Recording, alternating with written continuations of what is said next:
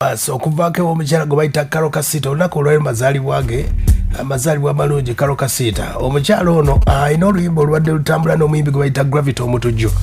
Bw'oba ogoberedde akadde kano omuyimbi gwe bayita Gravity omutujju ennyimba zino zonna aziggyeyo okuva ku YouTube, ku Facebook, zonna zabadde performinga. Oluyimba olwo babadde n'oluyimba baluyita tetunnazina. Project eyo ebadde empya nnyo.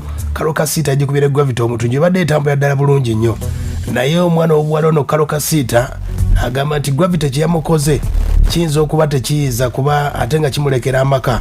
Olw'ensonga eri bweti Gravity omutujju okusinziza ku yabadde ku Instagram alina obubaka bwe yataddeyo naye nga butyoboola ekitiibwa kye ng'omukyala gwe bayita Karole Kasita. Era kyeyasobodde okuba ate ng'akola n'agamba nti munywanyi nakutegeeza bingi nnyo nga tuyingira projekiti eno n'eggamba nti amaka gasigalenga maka mpa ekitiibwa nga nze, wabula kyasobola okuba ate nga kikulemerera.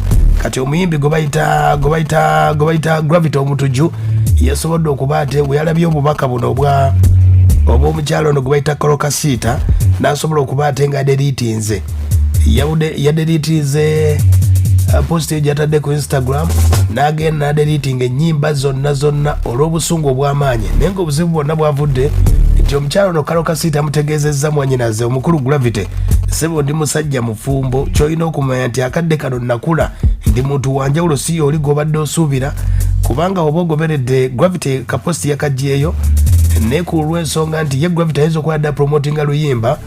Omukyala gwe bayita Karole Kasita n'agamba olw'ekitiibwa ky'amaka gange ssebo olina w'olina okukoma ate ensonga zitambule. Kati ensonga zezo bw'onoonya oluyimba lwa Gravity n'omukyala gwe bayita Karole Kasita nga teri ku social media za Gravity omutujju, obuzibu bwe bwonna bwavudde ku Instagram alina obubaka bwe yataddeyo nga tebunyuma kuwulira naddala ng'omukyala mufumbo.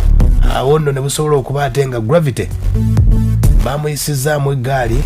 Ensonga zezo nno si ku promotinga nti luyimba nga lubadde ku promotinga oluyimba lubadde lutambulira ddala bulungi nnyo. Sound yalo ku TikTok ebadde etambulira ddala, naye Gravity nga bw'omumanyi bw'amasuka ebigambo bye omukyala yagambye nakawere ayinza obutasigaza maka.